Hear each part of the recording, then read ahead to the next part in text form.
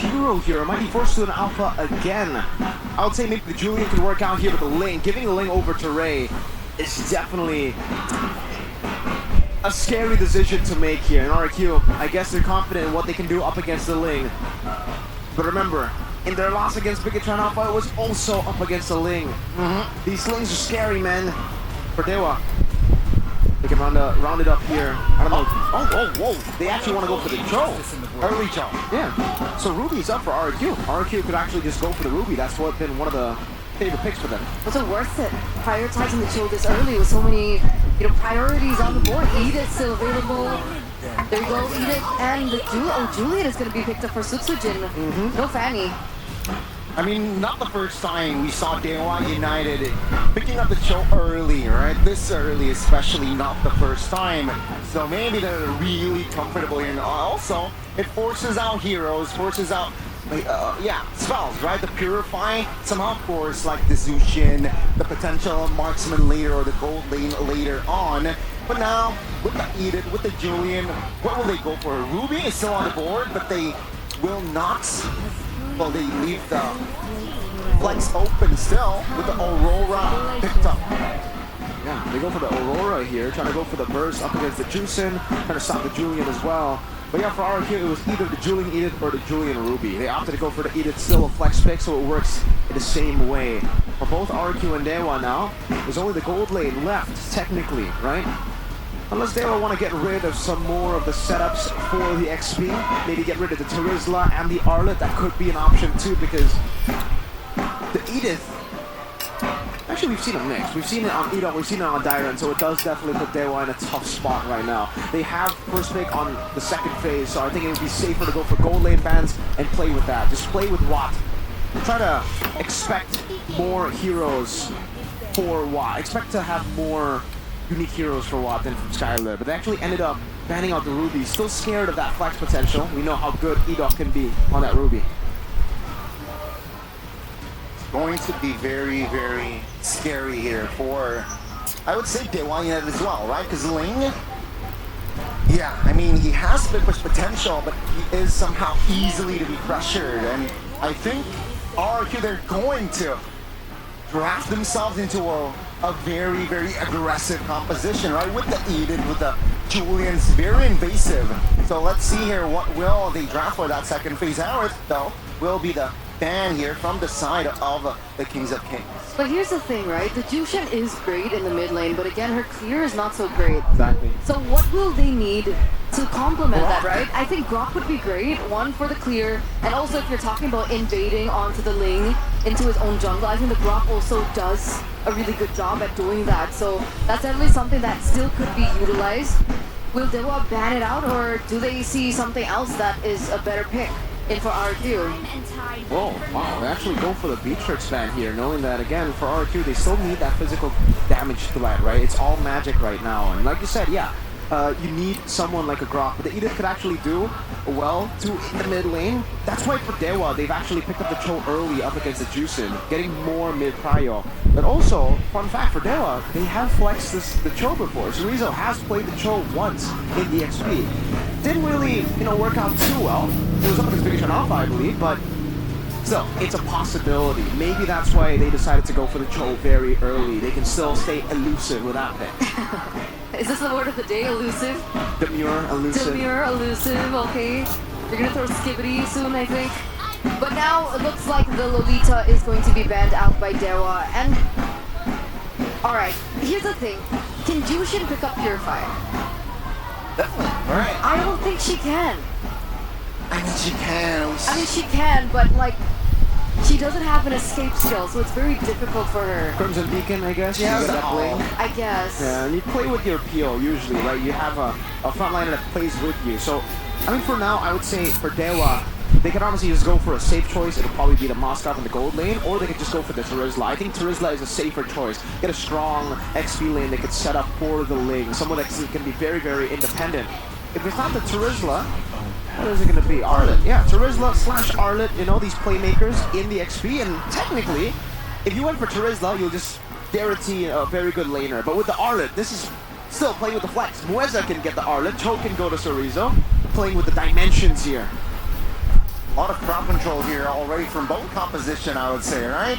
The RRQ, Aurora, you got Edith as well on the other side, so expect a lot of 5v5s, 4v4s in this game as well. RRQ, what are they going for here to lock in? Oh, they're gonna pick up the Franco and the carry Edith. We saw what Edith can do with the Franco, but is this the right composition to do so? I mean, technically, if they don't want to go in for team fight, they could go for the pickoffs, right? I think that's definitely an option that they can go for. I think maybe from game number 1, they were unable to go for the 5v5 team fights. Granted that the comp didn't really favor them, but maybe that's the next strategy that they're going for with DEWA already having, you know, they have the Cho. I guess technically the Cho is single target, but it's a really good opener for a team fight. But we have the Aura with the AoE, CC and damage. We also have Arlet with the AoE CC. So maybe that's what they're going for. What's DEWA going to be picking up as an answer towards this, however? Both lane, Lunox. Yeah. I like it. I wrote it down too. Lunox, great pick. They just need someone to actually be able to survive in the lane. This is great by DEWA. I feel like game 2, they've actually gotten the winning draft again. Juicin is going to have a tough time. We were talking about how the Edith, the Grok, maybe the Cho could come in to actually, you know, help the Juicin in clear. But now it's a Franco in the mid lane up against a Cho and an Aurora. They're going to be able to pin down Juicin in the early game, and they should be able to get that early game. And even if it goes to late, RRQ Hoshi will be really dependent on the Franco pick, on the hooks connecting, on Dylan to be the initiator. So technically the initiation isn't even that guaranteed with the Edith. You can still miss out on that. And meanwhile for the Cho, you can catch a whole lot of these players. And looks like here it is, ladies and gentlemen. DEWA are 1 game away of going a full 2-0 against the RRQ that have found their winning formula, that have found their momentum. Can the gods once again reign supreme over the kings? We shall see as we enter game number 2. Will the gods help the robots win the half season champion? Let's see again, old folks. Land of Dawn, here we go. Again, the start here, Ling versus Julian. Julian is actually a pretty good matchup against the lane because when Ray pops in the top of the blades, you can try to make a guess as to where he drops. You can put the chain down, you can also get the enhanced sword to escape, so a lot of different ways to tackle these fights. And this is why I also wanted the Lunox instead of any other marksman in the gold lane. Up against RRQ's Franco and Carry, Brilliance out, escape. And you can see with the Flicker, he can actually also join in these team fights. He wasn't able to do so last game, by the way. He was on a Purify, so he was kind of limited in the ways that he can actually enter a team fight. Now, he can do the Ruby DD combo much easier. And Cerezo getting the Arlet here in the side lane. It is also, the fact that they decided to flex the Edith to XP against the Arlet is going to be tough. Cerezo's going to have a lot more kill pressure. And if you take a look at the emblems here, oh, yeah, Skylar's actually opted to go for Master Assassin. Definitely not a fan of that here in this game up against DEWA because this is not a horrible lane for the carry, but you're not going to be able to get those solo kills. Cerezo, yep, now looking for Tempest to play. Now and very low and will be taken down. First blood this time will fall to the gods. Zitsujin though will not be able. Will find it, Raid. Ray jumps in again. This might be a mistake as Zitsujin is able to find the outplay, but it will be Watt getting solo kill in the bottom side of the map. Mueza looking for the trade on towards Watson. Mueza will fall with the help of Ido. What is going on in the first 2 minutes of the game, ladies and gentlemen? Both of these teams are fighting it out left, right, and center. But it looks like it's RRQ that holds over that small gold lead. 700 to their name right now. As we can have a moment to talk about this, you know? What happened in these side lanes? it's a caster curse. I said it's not probable that you'll get a solo kill. And Skylar says, nah, I'd solo kill. Zitsujin gets the turtle, and RRQ are able to get the lead. That was 2 kills in the bottom. That was a 2v1. It was not a solo kill. It was a 1v2, and Skylar won it. I mean, here's the thing, right? I mean, pre-level 4, it is going to be difficult for Watt to hold control over that lane, especially with how much pressure Edok has been given. So maybe that's why Skylar went in for the Master Assassin. Just that early portion of the game, understanding that there's going to be a lot of highlight from Edok in the gold lane as well to look for the advantage against the Lunox. Yeah, but again, for Lunox for one, right, there's really no reason to go for a fight. All he needs to do is scale up and survive, because as long as he gets to some of the items in the mid-game, that's it. DEWA will have an overwhelming lead around the neutral objectives, but now again, it's the same story. It's deja vu to game one. It's RRQ with the lead. It's 1K because of a mistake, and then it should be able to control the game with the turtle. The first turtle, it is literally the exact same way that it's playing out. I really hope for RRQ though that they fix those mistakes from game one. Let's see if they do. It looks like that turtle should be spawning in around 50 seconds. Skylar gets the corrosion scythe, so that does give him a little bit of a lead. Wait a second. Bigger wave dragon, the damage will not be enough to take him down. This yet the surprise, it comes through clutch. Every king needs a hand. It seems like Edop fits that role. Watts gets taken out as well. Keys airborne. Good night, DEWA United. It seems like RRQ, they will be able to find the double for Skylar. Skylar is at 4-0-1 on a carry in 4 minutes. I'm wondering what the items are going to be looking at in just a few moments, as he's going to get a little bit more gold as well from that gold shield. This is a big, big win for RRQ if they can bring Skylar forward from that early portion of the game. They're just getting out executed here. DEWA United going for these picks when, again, for what? It's all about just staying alive in this lane, yet they're trying to utilize the kill pressure that unfortunately isn't there. Not after getting killed by Skylar like that early on. A 2v1, Skylar getting 2-0 at the start of the game, and they still try to play around their gold lane. Now it's a loss everywhere on the map, and DEWA, similarly to game number one, actually exactly the same. They're going to have to rely on RRQ to make a mistake, and I don't know if RRQ are going to make the same mistake twice. They're not looking good here for the side of DEWA United. Another engage. Cancel with the Purify. Now Keys with the Flicker, very aggressive.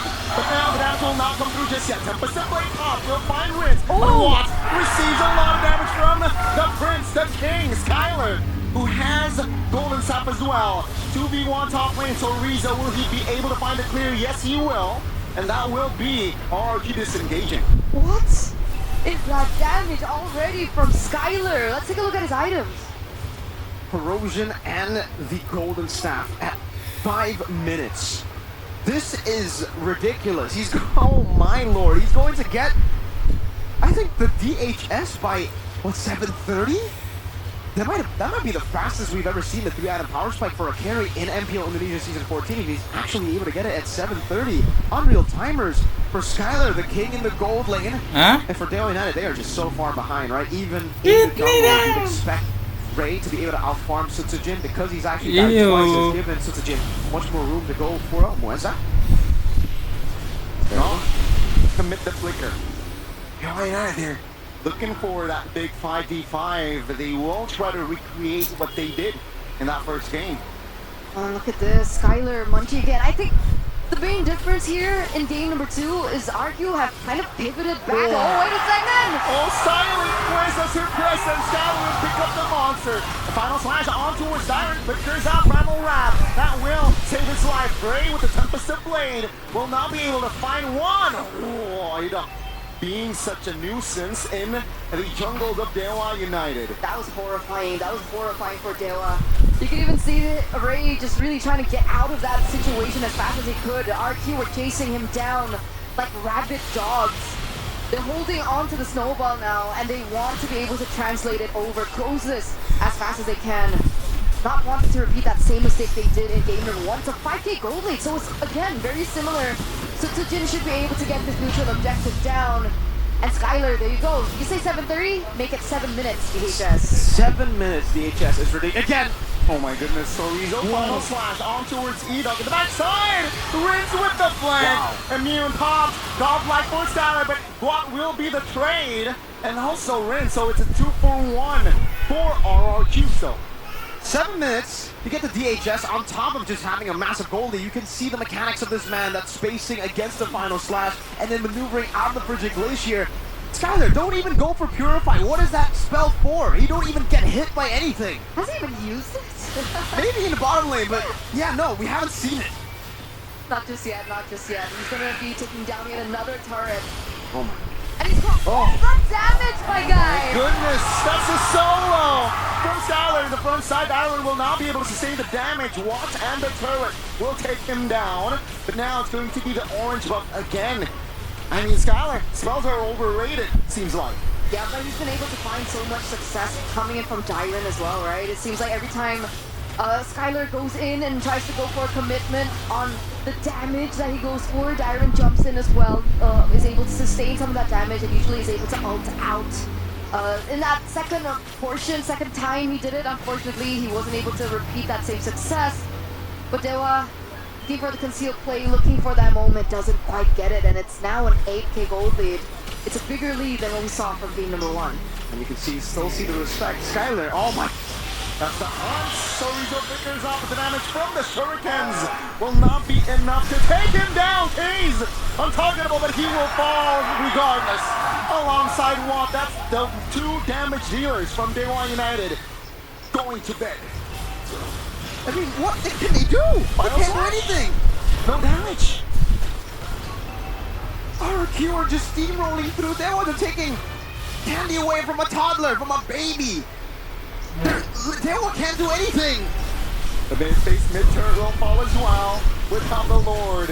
Now going to be Moise at full, but Teresa taken down, comes to lay the backside, and as well as Watts will find a trade. But DEWA United, they have answered, and now Ray looking for the defense. Oh my goodness, the damage from Skylar. He finds a maniac in this game.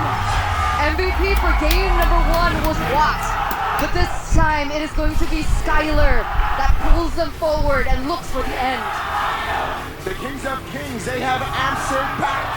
And ladies and gentlemen, welcome to game 3. Welcome to game 3 and welcoming our half-season champions. It's RRQ.